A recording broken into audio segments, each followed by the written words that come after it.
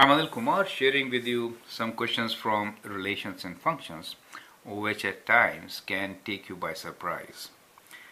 The question here is, the table below lists all the ordered pairs that belong to relation f of x. So in this table we are given different values of x and related f of x values. So that becomes a relation. So when x is 0, f of x is 5, when x is 1, f of x is 6, and so on. The equation for you is, determine an equation for f of x, and part B is f5 minus f4 equals to f of 5 minus 4? Explain. Now some of you, when you begin working with this first chapter on relations and functions, may not recall how to find equation from the given data. Now I hope you remember what is first difference and second difference. When a data like this is given, you can actually find first difference. Let me call this as delta 1. First difference is y2 minus y1, right? So we'll find difference of the two values, the y values or f of x values. So first difference here is 6 minus 5 is 1, 9 minus 6 is 3, 14 minus 9 is 5, 21 minus 14 is 7, and then we have 9 and 11 as first difference. Now first difference is not constant, so it is not linear, right? You also observe that the first difference is actually increasing by 2, right? Let us now find the second difference. Now second difference is 3 minus 1, which is 2, right? 3 minus 1, which is 2, 5 minus 3 is also 2, 7 minus 5 is 2, 9 minus 7 is 2, and 11 minus 9 is also 2. And since this is constant, right, so we find this as constant, we know that this particular relation can be represented by a quadratic formula, right? So it's a quadratic degree 2 by a quadratic formula, right? You may have to brush up on your knowledge on quadratic formulas and quadratic equations to really solve this question, right? Now question number 1 is, determine an equation for f of x. Now quadratic formula or an equation, I should write actually equation, quadratic equation will represent this relation. So what I'm trying to say is that the relation will be, let me write here, okay, this is fine, f of x equals to ax squared plus bx plus c. So that becomes a relation which can represent this particular set of values. Now we need to find a, b, and c.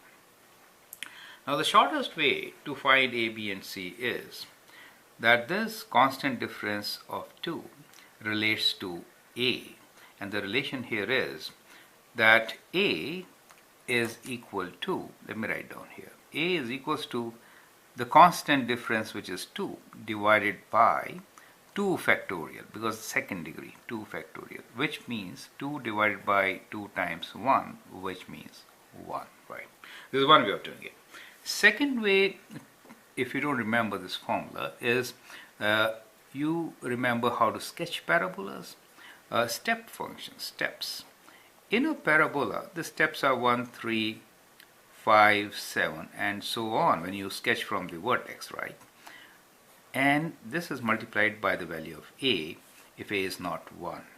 Now since the steps are 1, 3, 5, 7, a has to be 1. It's the same answer, right? So what we get here from the constant difference, second difference, that a should be 1. And now what you can also do is find the value using 0 and 5. So if I write 0 for x, that is f of 0 is how much?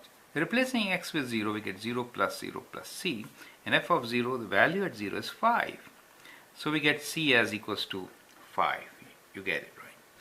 Since c is 5 and a is 1, I could write my function here as f of x is equals to, a is 1, so it is x squared plus bx plus 5.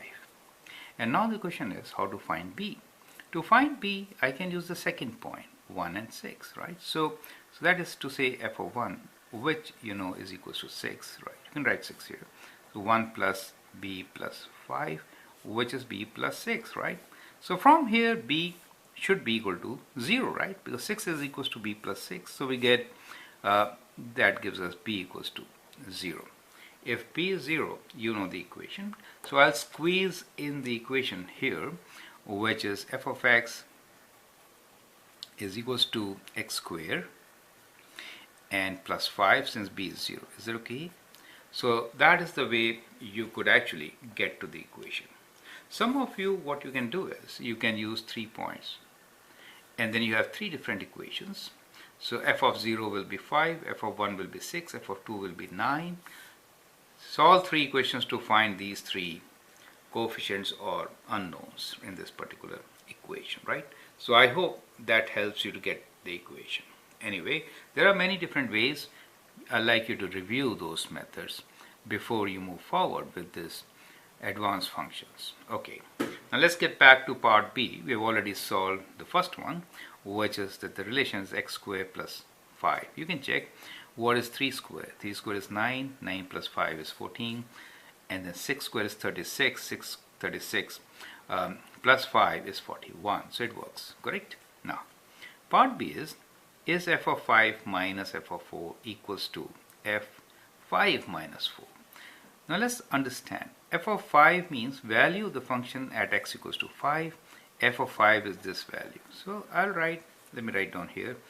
We are doing f of 5 is equals to 30. Do you see that? What is f of 4? F of 4 is equals to 21, right?